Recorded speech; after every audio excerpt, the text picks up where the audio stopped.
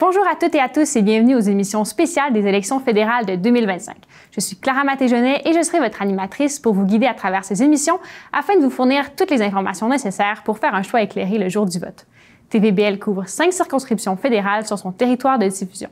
Tous les candidats et candidates des 5 partis reconnus inscrits à la liste électorale de ces circonscriptions ont été invités à participer. Chaque candidat disposera de 6 minutes pour répondre à nos questions. À travers ces entrevues, notre objectif est de vous permettre de mieux comprendre leur plateforme électorale et les enjeux particuliers de chaque circonscription. Chers citoyens, nous vous souhaitons une excellente émission.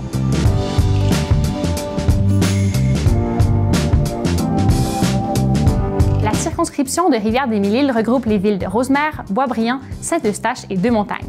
Avec une population de près de 105 000 habitants, cette circonscription fait face à une croissance démographique soutenue, mettant une pression accrue sur les infrastructures routières, les services publics et le développement urbain.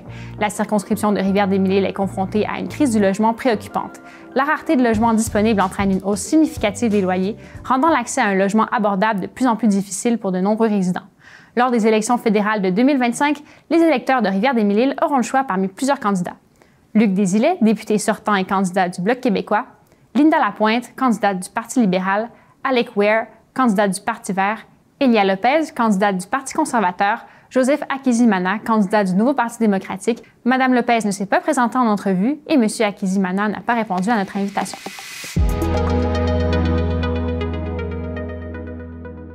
Luc Desilets est député de Rivière-des-Mille-Îles depuis 2019 sous le Bloc québécois. Ancien directeur d'école, il est titulaire d'un baccalauréat en criminologie et d'une maîtrise en psychoéducation. Réélu en 2021, il est porte-parole en matière d'anciens combattants et de revenu national. Monsieur Desilets, bonjour. Bonjour. Vous êtes candidat pour le Bloc québécois dans la circonscription de Rivière-des-Mille-Îles. Alors, pour commencer rapidement et en ordre de priorité, pouvez-vous me nommer les 3 dossiers majeurs dans votre circonscription? Dans la circonscription, puis je vous dirais que ça revient un petit peu pas mal au niveau national aussi, le coût de la vie. Le coût de la vie, c'est vraiment une préoccupation. Et ici, dans la circonscription, le logement, c'est très problématique. Saint-Eustache, entre autres, c'est parmi les endroits au Québec où le logement est le plus coûteux. Alors, ce n'est pas évident. À l'intérieur de cette préoccupation du coût de la vie, il y a les aînés que j'inclurais. Il y a une demande de bonification de 10 pour les 65 à 74 ans qu'on fait au niveau de leur pension. C'est comme nécessaire. Le coût de la vie grimpe pour eux et pour tout le monde. Dans le coût de la vie, j'inclurais aussi peut-être toute la problématique au niveau de l'assurance emploi, qui était un dossier qu'on a défendu énormément à Ottawa. Notre ami Louise Chabot, justement de la circonscription ici, qui s'est battu, qui s'est évertué là-dessus. On voudrait que les prochaines politiques, les prochaines lois puissent, qu'on va mettre de l'avant à Ottawa, puissent à quelque part, pas bannir, mais minimiser augmenter la taxation sur des profits excessifs que certaines entreprises peuvent faire, comme les épiceries, entre autres, évidemment, et comme les banques le font. Ça, ce serait, je pense, c'est ma première préoccupation. L'autre, dans la circonscription, mais vraiment, j'ai le nez collé là-dessus, c'est l'accueil des nouveaux immigrants. Vous le savez comme moi, c'est en croissance. Et pour moi, comme pour le Bloc, c'est comme bien clair, si on accueille du monde, il faut les accueillir correctement. Ça veut dire qu'il faut qu'on ait justement des logements disponibles pour eux. Faut qu'ils aient un emploi décent, il faut que le coût de la vie soit correct, adapté. Bref, les accueillir correctement, chose qu'on ne fait pas nécessairement, et ils sont en croissance. C'est exponentiel ici, entre autres. Donc, l'accueil des nouveaux arrivants, ça veut aussi dire la francisation. Vous avez vu un petit peu toutes les difficultés qu'on a eues à l'automne dernier en particulier. Moi, j'ai été interpellé personnellement parce que j'étais directeur d'école avant d'être député. Et des collègues enseignants, directeurs ont appelé au bureau, qu'est-ce qu'on peut faire, où est la problématique. Il y a eu un financement qui a été drastiquement coupé. Alors, quand on parle de nouveaux arrivants, ça fait partie des préoccupations essentielles qu'on puisse les franciser correctement. Puis la dernière préoccupation, ça ne vous surprendra pas, c'est la langue française, qui est en déclin partout au Québec et à l'extérieur du Québec. Il ne faut pas les oublier, les francophones hors Québec. Et il y a des aberrations à travers ça. Vous savez, dans les 20-25 dernières années, il y a eu 3,4 milliards de dollars accordés aux anglophones du Québec. Est-ce que ce sont les anglophones du Québec qui sont en situation problématique au niveau de leur langue? J'en doute énormément. C'est le français qui est en difficulté. Et on se doit de la protéger, notre langue. On est un tout petit bastion dans une mer en Amérique du Nord. Et elle est tellement belle, notre langue. Vous l'avez mentionné 2 fois, la problématique du logement, donc oui. la hausse des loyers, la rareté des logements qui frappe durement les familles de la région. Alors, comment votre parti compte-t-il s'attaquer concrètement à cette crise? Bien, un peu comme je disais, tout ce qui peut, à quelque part, c'est pas toujours évident, tout ce qui touche le fédéral à travers ça nous passe entre les mains. On se doit de minimiser, encore une fois, les impacts de tout ça. Comment le faire concrètement? Bien, on a un volet législatif fort important, au même titre que tous les autres députés. C'est pas parce qu'on est dans l'opposition qu'on n'a pas de pouvoir, qu'on n'a pas de pouvoir de déposer des lois, de déposer des motions. C'est ce qu'on a fait pas dans la mesure du possible, mais de façon par moments même excessive.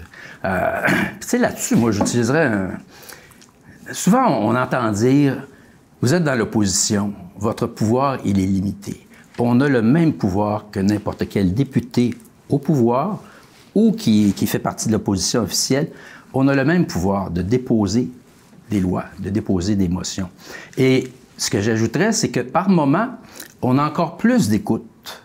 Plus d'écoute, parce que chez les députés du Bloc québécois, il y a une fermeté à faire le travail de façon efficace, de le faire de façon intelligente et avec beaucoup, beaucoup de recherche. Alors, quand on arrive avec quelque chose à Ottawa, même si on est dans l'opposition, il y a une écoute énorme. Très bien.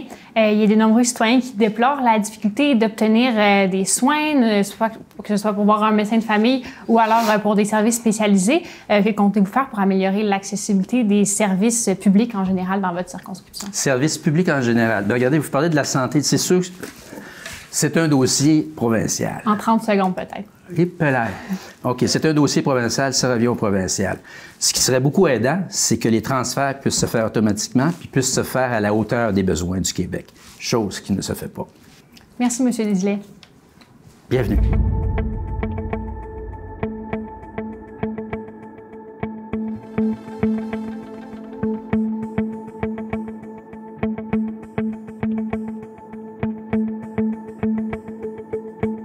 Linda Lapointe détient un baccalauréat en administration des affaires. Élue députée de Groux en 2007 sous l'Action démocratique du Québec, elle est élue députée de Rivière-des-Mille-Îles en 2015 sous le Parti libéral. Elle a siégé sur les comités des langues officielles et du commerce international et travaille depuis 2020 comme agente de liaison au caucus national pour le bureau du premier ministre du Canada. Bonjour, Madame Lapointe. Bonjour, Clara. Merci de l'invitation de TVBL. J'apprécie beaucoup. Alors, vous êtes candidate pour le Parti libéral dans la circonscription de Rivière-des-Mille-Îles. Pour commencer rapidement et en ordre de priorité, quels sont les 3 dossiers majeurs dans votre circonscription? Les dossiers majeurs, c'est d'aller chercher les fonds fédéraux. Il y a toujours, ça marche par fonds pour aller chercher les subventions. Donc, c'est de s'assurer que Rivière-des-Mille-Îles va chercher le maximum de ce qui est disponible. Je veux continuer aussi à être impliquée puis d'écouter les gens. Je veux aussi aider les villes dans le même genre, les villes et les entreprises, d'aller chercher les fonds fédéraux qui peuvent être disponibles. La région, en ce moment, fait face à, comme partout, à une crise du logement. Il y a une rareté des logements, une hausse des loyers aussi qui frappe durement les ménages. Alors, comment votre parti compte-t-il s'attaquer concrètement à la crise du logement dans Rivière-des-Mille-Îles?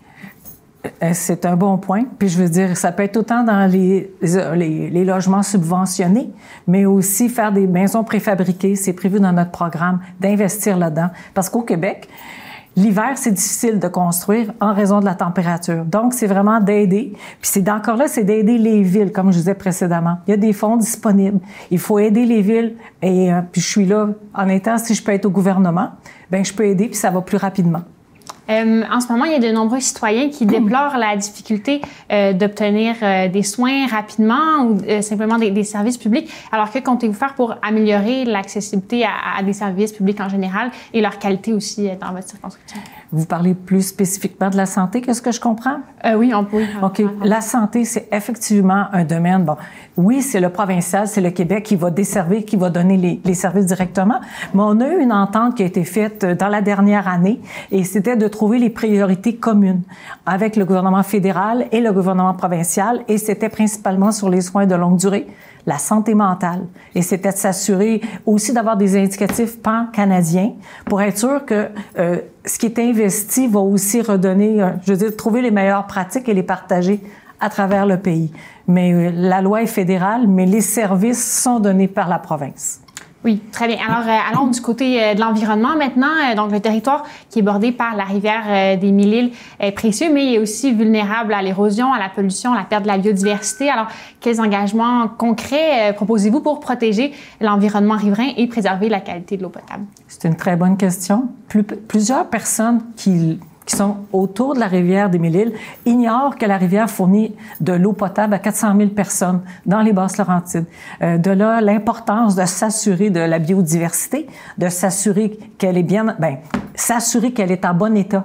Et ça, depuis, mettons, les 50 dernières années, ça s'est amélioré.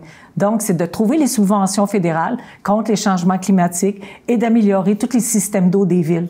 Parce que c'est beaucoup, ça va passer par là. S'assurer que les stations d'épuration, mais les stations de puisage d'eau, comme il y a à Rosemère, s'assurer que tout ça est à niveau. Puis ça, c'est le fédéral participe une partie là-dedans.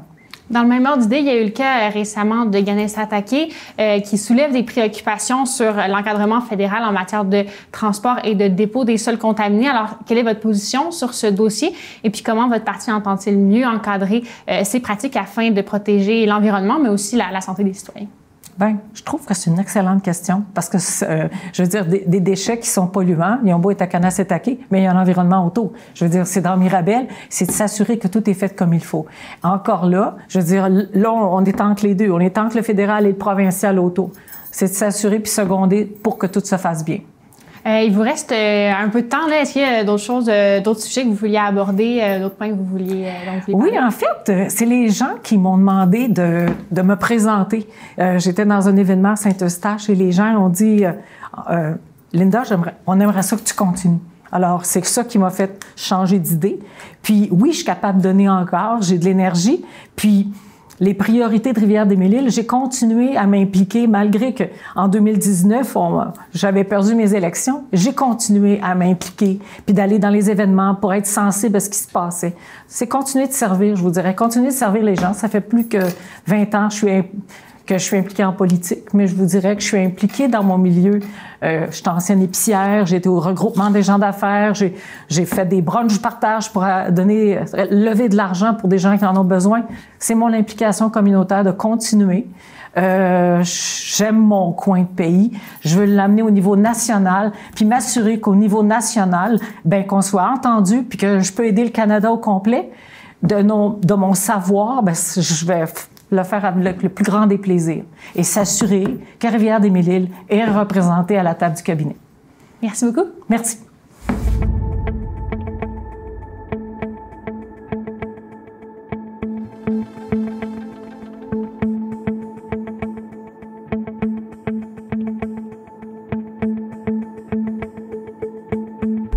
Alec Weir est infirmier au C3S du Lac-des-Deux-Montagnes. Il a également été candidat pour le Parti vert dans la circonscription de Rivière-des-Mille-Îles lors des élections fédérales de 2021. Bonjour, M. Weir. Enchanté. Vous êtes candidat pour le Parti vert, donc, dans la circonscription de Rivière-des-Mille-Îles. Pour commencer là, rapidement et en ordre de priorité, pouvez-vous me nommer les 3 dossiers majeurs dans votre circonscription? Et, il y a le logement abordable, l'itinérance et évidemment encore, je sais que ça touche à côté, mais il y a Stablex qui nous préoccupe aussi.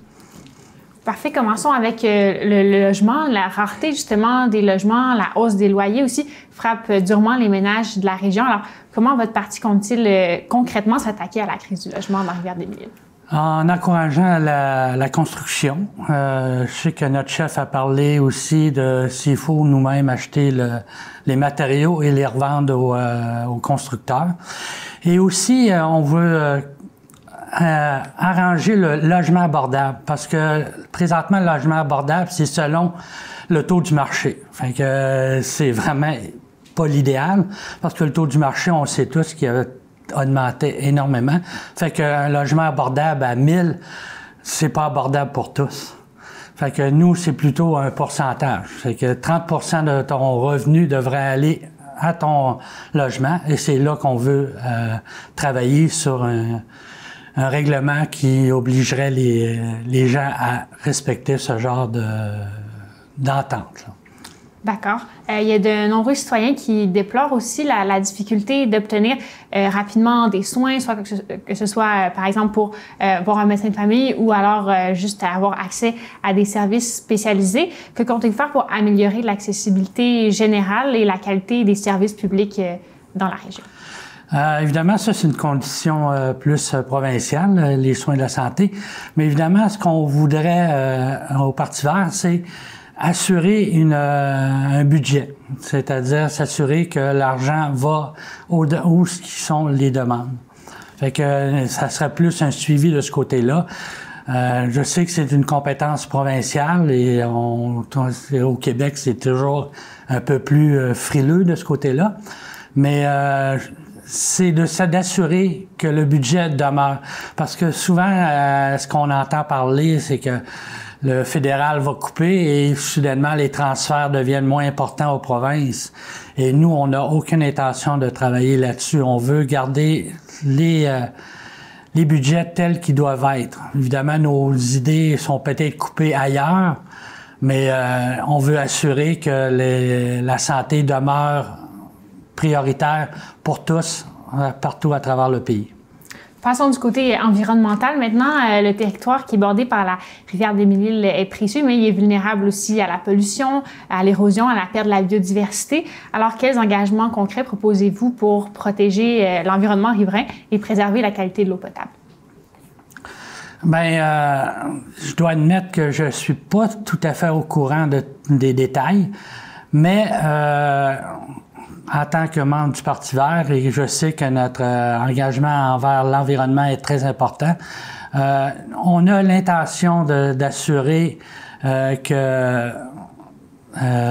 y ait les pollueurs possibles ne payent en conséquence. C'est-à-dire, s'ils font des dégâts environnementaux, c'est à eux, c'est leur responsabilité de les réparer, de faire le nettoyage. Et évidemment, on voudrait assurer que les lois sont respectées. Parce que c'est bien beau de faire des lois, mais il faut aussi qu'ils soient suivis. Là encore, c'est aussi une part de compétences provinciales. Et c'est comme l'histoire des caribous qui est arrivée. Guilbeault a dû mettre les pieds à terre pour faire comprendre au Québec que c'est une protection à faire.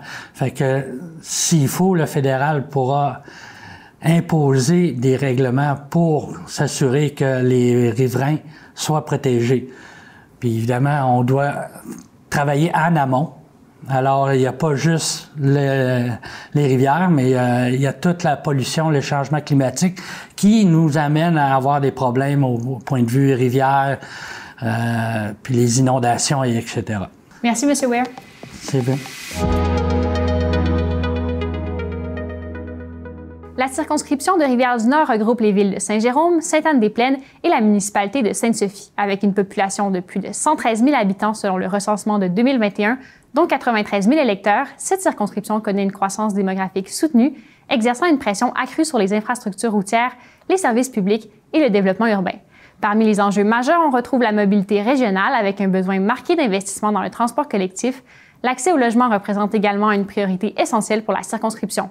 La forte croissance démographique de la région a en effet entraîné une hausse de la demande en logements abordables et adaptés aux besoins de la population. Lors des élections fédérales de 2025, les électeurs de Rivière-du-Nord auront le choix parmi plusieurs candidats.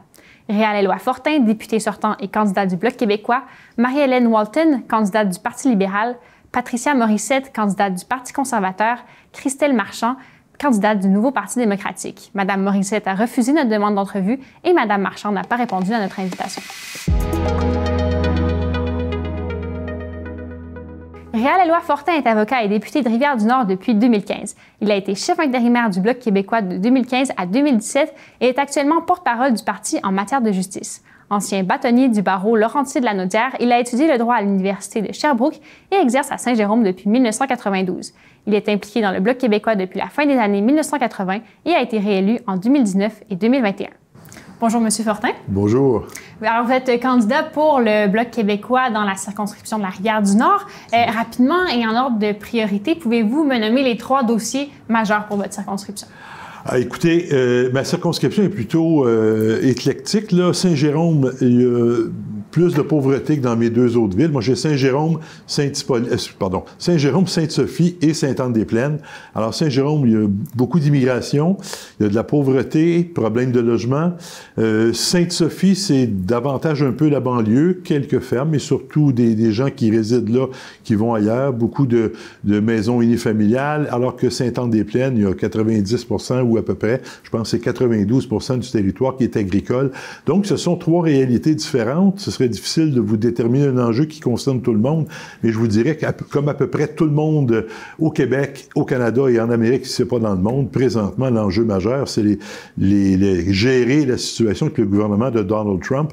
Et ça préoccupe tout le monde. Je suis sur le terrain, moi, là, depuis le début de la campagne, et il n'y a pas une journée où j'entends pas parler au moins 10-12 fois de la problématique avec le gouvernement Trump, comment on doit réagir, qu'est-ce qu'on doit faire, et je dis à tout le monde, il faut surtout éviter de paniquer. Alors, il faut être là, il faut être présent à la table des négociations, les absents ont toujours tort, et faire valoir les points de vue, les intérêts, les valeurs, priorité du Québec, donc ça se retrouve chez nous. Mais oui, immigration, itinérance, c'est un problème. La gestion de l'offre dans Sainte-Anne-des-Plaines, on en entend beaucoup parler. C'est un enjeu majeur sur lequel on travaille au Bloc québécois depuis un bout de temps et il ne faudra pas lâcher là-dessus. Alors, commençons par parler de transport. Saint-Jérôme, qui en tant que capitale régionale fait face à des défis majeurs de transport collectif et de mobilité intermunicipale.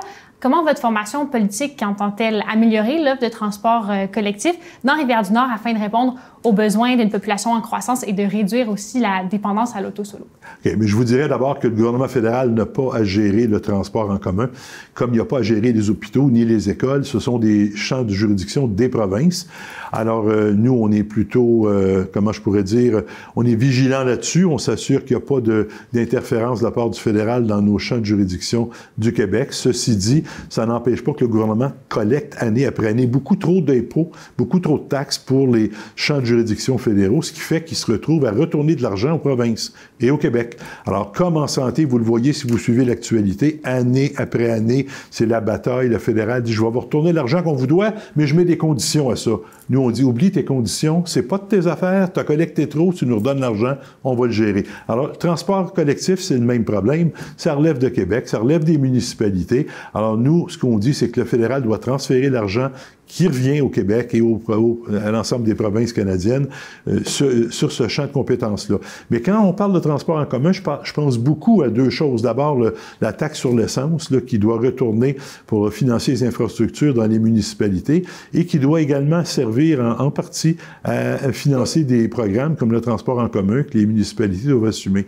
L'autre aspect, je parle vite, je m'excuse, mais on a 6 minutes, alors j'essaie de vous en dire le plus possible en peu de temps. La question du transport électrique. On a à Saint-Jérôme l'usine Lyon qui fabriquait, je devrais probablement dire, des autobus électriques pour le transport scolaire. Lyon avait fait l'objet de promesses de la part du gouvernement libéral antérieur à l'effet qu'il y aurait du financement qui pouvait de se préparer à vendre je ne sais plus combien de centaines d'autobus électriques par année, ce qui n'a jamais été livré. C'était le programme qu'on appelait Zéro émission, qui a été livré pour les autobus municipaux, pour différents transports, mais jamais pour le transport scolaire. C'est une grosse lacune. On assume un coût important partout dans nos municipalités, dans nos communautés. Il y a le problème environnemental pour le transport électrique. Je ne vous parlerai pas de ça, on finirait plus, mais il y a ça. Et il y a le financement de cette usine-là qui offre des emplois à bon nombre de personnes chez nous dans Rivière-du-Nord. Sinon, il y a plusieurs élus, organismes communautaires, citoyens qui dénoncent le projet de relocalisation du centre correctionnel La Ferrière au centre-ville de Saint-Jérôme. Quelle est votre position sur ce dossier? Ma position, si vous avez suivi ce dossier-là, le moindrement, vous savez que j'ai participé à je ne sais plus combien de conférences de presse et d'événements publics en compagnie notamment du maire de Saint-Jérôme, M. Boursier, pour demander la relocalisation ailleurs. J'ai collaboré avec M. Boursier pour déterminer des terrains autres. On avait 5 5 ou 6 endroits différents dans Saint-Jérôme qu'on avait proposés en disant, la Ville disait, coût zéro, on vous donne le terrain, mais vous nous redonnez le centre La Ferrière, et on était prêt à collaborer de toutes les façons. Les ministres fédéraux à qui j'ai parlé, tous les ministres à qui j'ai parlé de ça me disaient tout, ça a bien du bon sens réel. Quand venait le temps de livrer, ça marchait pas. Les fonctionnaires du ministère de la Sécurité publique bloquaient les démarches, et demandez-moi pas pourquoi, je le sais pas, mais ça a fait l'objet de bon nombre de discussions au cours des dernières années, et on va y revenir. Vous pouvez être certain qu'on lâchera pas le morceau là-dessus. Ça n'a aucun bon sens que l'entrée du village, du centre-ville, pardon, de Saint-Jérôme soit identifiée avec un centre correctionnel. C'est contre-productif pour tout le monde, y compris pour les gens qui bénéficient des services correctionnels. Merci, M. Fortin. C'est moi qui vous remercie.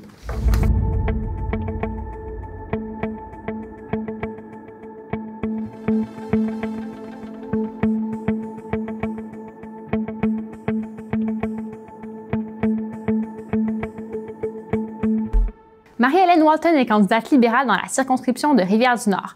Née à Laval, elle a vécu plus de 10 ans dans le nord du Québec et 7 ans à Saint-Jérôme. Elle possède plus de 10 ans d'expérience en leadership au sein d'organisations à but non lucratif telles que Humane World Canada et Médecins sans frontières. Bonjour, Mme Walton. Bonjour. Vous êtes candidate pour le Parti libéral dans la circonscription de Rivière-du-Nord. Alors, pour commencer rapidement et en ordre de priorité, quels sont les 3 dossiers majeurs dans votre circonscription? Dans ma circonscription, on a Saint-Jérôme, Sainte-Sophie et Sainte-Anne-de-Bellevue. La circonscription a changé de la dernière élection. Alors, les 3 affaires majeures pour moi, c'est vraiment l'économie, surtout que ça touche beaucoup à la ville de Saint-Jérôme, l'agroalimentation qui touche beaucoup à Sainte-Anne-des-Plaines et Sainte-Sophie, et l'environnement aussi. On a aussi d'autres dossiers qui sont très importants, qui touchent chaque démographie, mais ça, c'est les 3 prioritaires aussi. Saint-Jérôme, en tant que capitale régionale, fait face à des défis majeurs de transport collectif et de mobilité intermunicipale. Alors, comment votre formation politique entend-elle améliorer l'offre de transport collectif dans Rivière-du-Nord afin de répondre aux besoins d'une population en croissance et de réduire la dépendance à l'auto-solo? Oui, alors merci pour cette question. C'est une question quand même très importante dans notre circonscription et surtout à Saint-Jérôme. Alors oui, on a grandi dans les dernières années. Il y a une population maintenant, je pense, plus que 80 000 citoyens qui habitent à Saint-Jérôme. Et là, pour le transport, on est en train de parler avec les provinciales et fédérales pour amener plus de ressources pour le transport en commun.